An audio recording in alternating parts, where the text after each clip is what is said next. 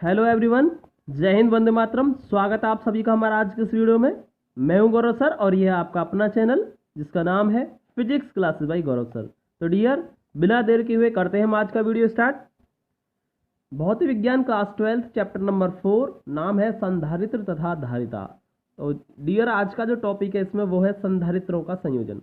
ठीक है, तो संधारित्रों से रिलेटेड हमने काफ़ी सारे वीडियोस पहले भी बनाए हैं। अगर आपने वो वीडियोस नहीं देखे हैं हमारे, तो डिस्क्रिप्शन में लिंक दिए हुए हैं, आप उस पर क्लिक करके भी पिछले वीडियोस देख सकते हैं।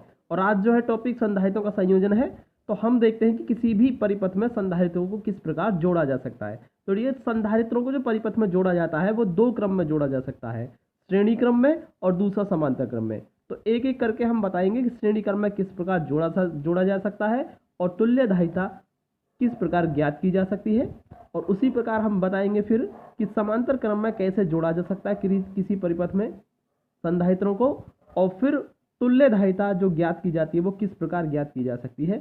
ये सब कुछ बताने वाले हैं हम आज की इस वीडियो में। तो देखिए, सबसे पहले हम करते हैं संधारित्रों का श्रेणी क्रम संयोजन। तो ठीक है, तो आप करते हैं हम स्टार्ट श्रेणी क्रम संयोजन। ओके, तो देखिए श्रेणी क्रम में सबसे पहले हम संधारित्रों को जोड़ लेते हैं। तो हमारे पास संधारित्र हैं। देखिए, पहला संधारित्र हमारे पास ये रहा, ये एक संधारित्र ये रहा आपका, और इसकी जो धारिता है वो मान लीजिए C1 धारिता है इसकी।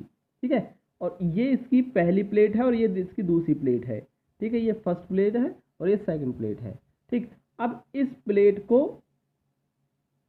इसके बाद देखिए यहाँ से हम दूसरा एक और ले लेते हैं संधारित्र। ये रहा दूसरा संधारित्र C2, और एक और संधारित्र ले लेते हैं। मान लो हमारे पास 3 संधारित्र हैं, तो तीनों संधारित्रों को देखिए श्रेणी क्रम में जोड़ना है अब हमें। तो कैसे जोड़ेंगे, देखो, यदि हम पहले संधारित्र की दूसरी प्लेट को दूसरे संधारित्र की पहली प्लेट से जोड़ दें, ये जोड़ दिया, फिर दूसरे संधारित्र की पहली प्लेट से जोड़ दिया। ठीक है, और इसी प्रकार हम दूसरे संधारित्र की दूसरी प्लेट को, यानी कि इसको, तीसरे संधारित्र की पहली प्लेट से जोड़ दें। कैसे, इस प्रकार जोड़ दें। तो यहां देखिए, आप पहले संधारित्र की दूसरी प्लेट को दूसरे संधारित्र की पहली प्लेट से जोड़ दिया है। इसी प्रकार दूसरे संधारित्र की दूसरी प्लेट को तीसरे संधारित्र की पहली प्लेट से जोड़ दिया, और इसी प्रकार इस क्रम को आगे की तरफ बढ़ाया जाए तो इस प्रकार का जो संयोजन होता है संधारित्रों का, वही होता है हमारा श्रेणी क्रम संयोजन। क्योंकि यहाँ पर आपको दिखाई दे रहा होगा सीरीज बन गई, एक सीरीज में जुड़ते चले जा रहे हैं ये, तो यही क्रम होता है सीरीज। ओके, यानी कि श्रेणी क्रम संयोजन। ओके, तो यहां पर देखिए इसकी दूसरी प्लेट ये रही आपकी संधारित्र C3, इसकी धारिता C3 है और इसकी दूसरी प्लेट है ये रही। अब हम एक काम करेंगे, इसको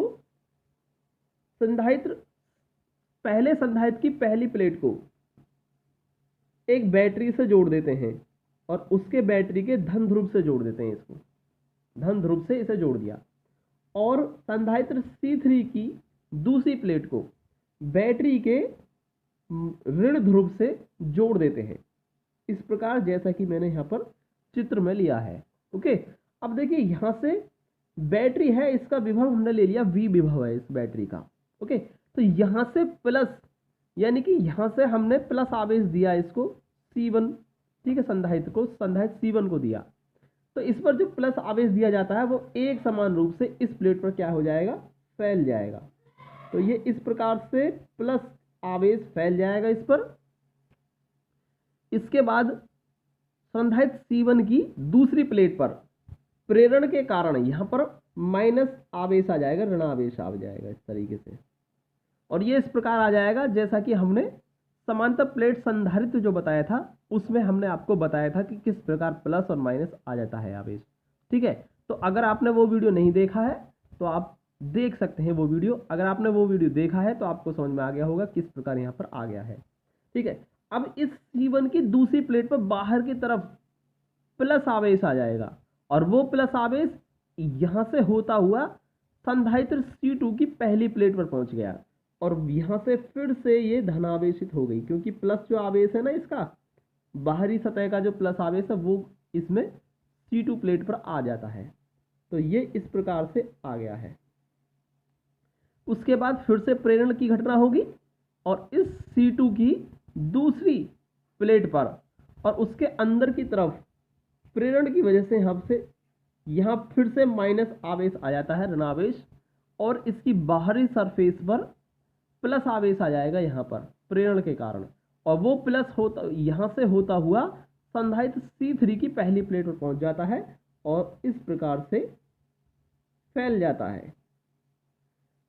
फिर से यहाँ से प्रेरण की घटना होगी और उस प्रेरण की घटना के कारण C3 संधारित्र की दूसरी प्लेट पर आंतरिक सतह पर ऋणावेश आ जाता है और बाहरी सतह पर धनावेश आ जाएगा। यहाँ पर बाहरी सतह पर धनावेश आएगा, लेकिन वो धनावेश कहाँ चला जाएगा, यहाँ से देखिए, क्योंकि ये जो C3 है ना, इसकी दूसरी प्लेट किससे जुड़ी हुई है, नेगेटिव टर्मिनल से जुड़ी हुई है, और नेगेटिव टर्मिनल से क्या निकलेंगे, इलेक्ट्रॉन्स निकलेंगे, और वो इलेक्ट्रॉन यहाँ से जाकर के इस धनावेश को, जो बाहरी सरफेस पर आया है धनात्मक आवेश, इसको ये इलेक्ट्रॉन जाकर के न्यूट्रल कर देंगे।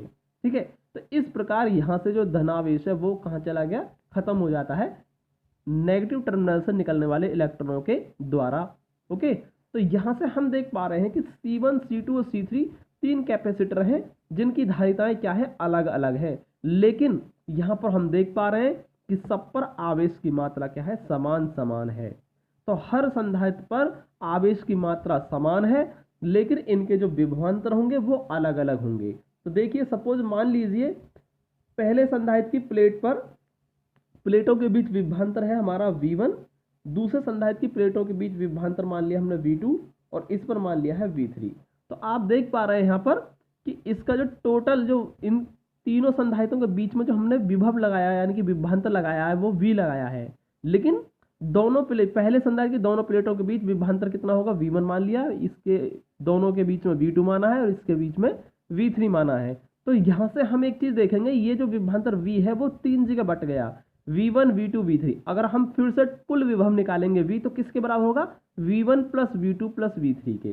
ठीक है, तो ये इन दोनों के बीच का विभवांतर है, ये इन दोनों प्लेटों के बीच, और ये है इन दोनों प्लेटों के बीच विभवांतर।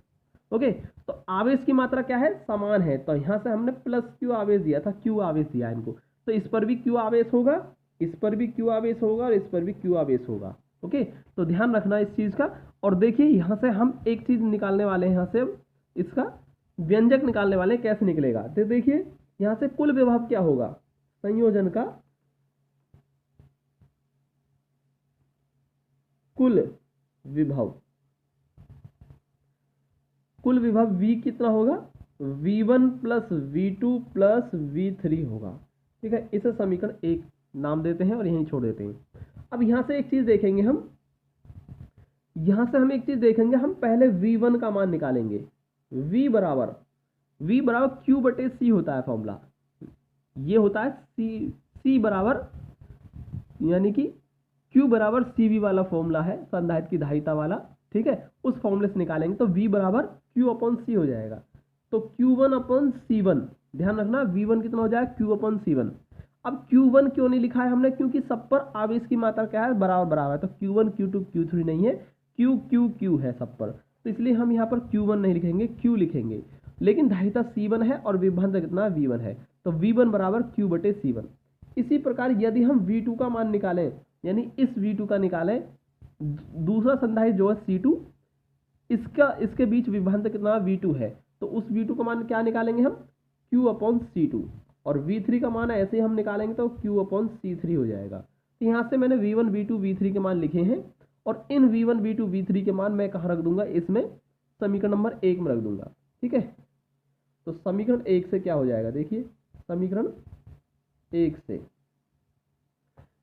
देखिए V1 की जगह हम V बराबर क्या हो जाएगा, V बराबर V1 की जगह Q बटे C1 प्लस, फिर V2 है, V2 की जगह लिखेंगे Q बटे C2, और फिर V3 की जगह Q बटे C3 हो जाएगा।